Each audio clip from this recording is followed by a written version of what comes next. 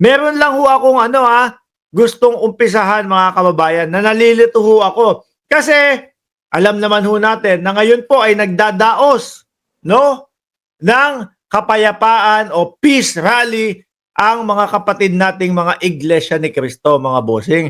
So sa nakita ko po, habang pinapanood ko, nanonood ako doon sa ibang mga vlogger na pumunta doon no? Sayawan, kantahan, mapayapa, maayos yung kanilang ginaganap at nasusunod naman yung tema nila, mga kababayan, na para sa kapayapaan yung rally na idinadaos nila. Actually, nandiyan po yung kaibigan natin, no? Ngayon ko lang nalaman na yung kaibigan natin na si Congressman John Bertis, no? Pala, Iglesia ni Cristo, nandiyan din ho siya.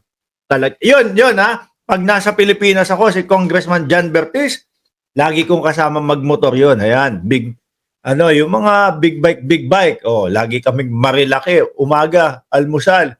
Yun po yung napansin ko dito. At isa sa napansin ko, mga bossing, accurate po, no?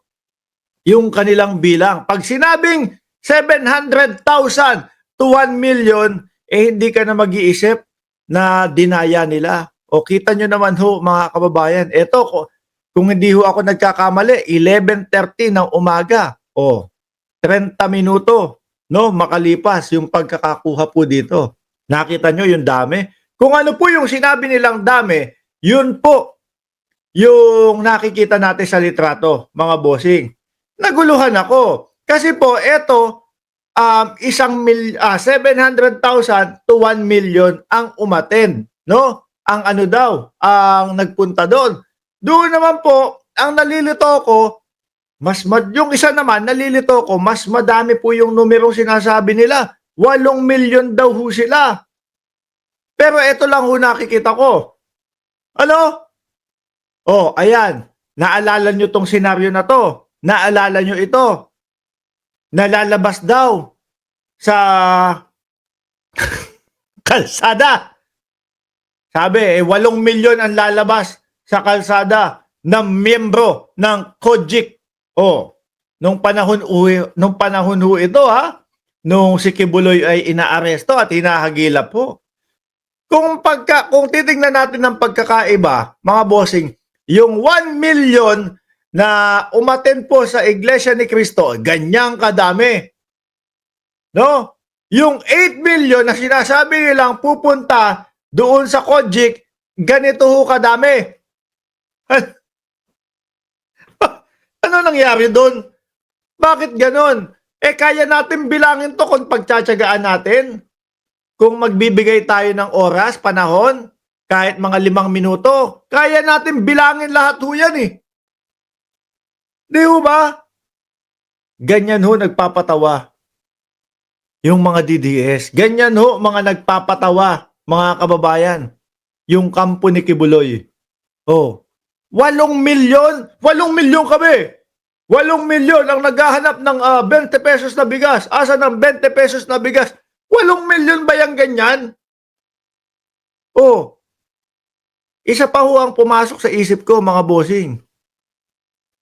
Yung 40 milyones na sinasabi ni Dadong Ugok. Ay, grabe. Ikaw naman kasi, Rowel Bello. Bigla kang nagtatype niyan. Oh, natatawag ko tuloy na Ugok si Dado. Biruin nyo. Oh, ayan 1 milyon. Di ba?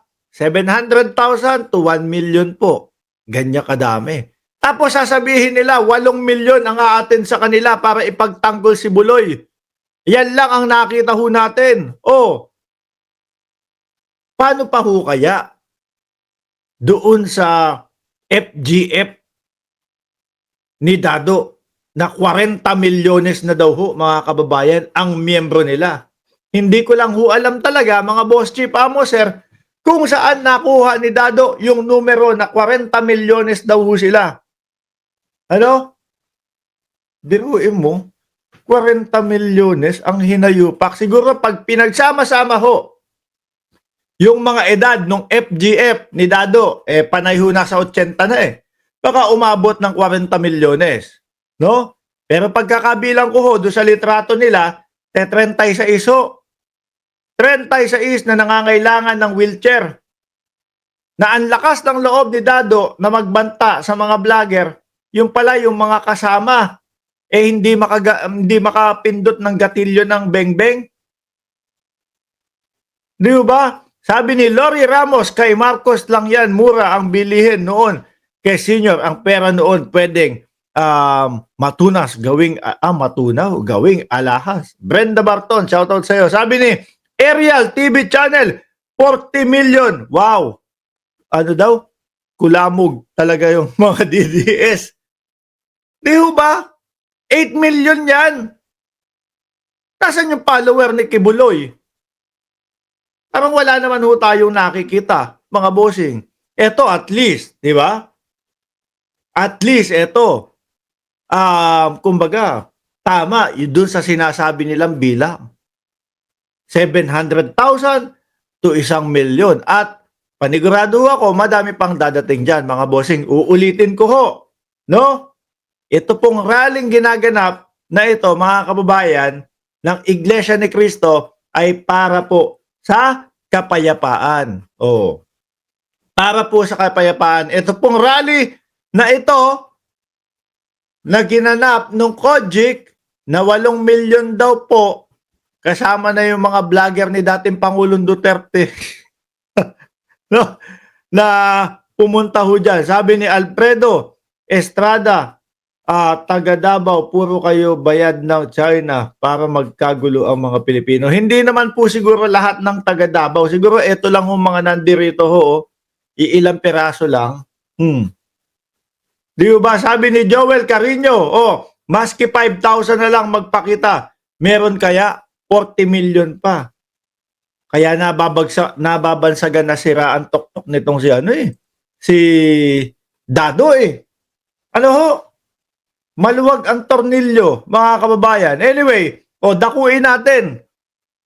Ito munang kay Mima Alicia, bago tayo rumekta doon sa sinabi, doon sa pagwawala ni Dado tungkol sa INC. Sabi ni Luis de la Cruz, nagsama-sama yung mga DDS at mga Kojik INC, kapayapaan ang hinihingi nila. Pero, nang gugulo ay ang sinusuportahan nilang mga Duterte, sabi ni Luis de la Cruz. So, yan, shoutout sa iyo, sir. Pumunta muna tayo kay Mima Alicia. NBI na tong pinuntahan ni Mima Alicia, mga kababayan, Natatakot. NBI na ho, mga bossing. Kung una ho, blatter lang,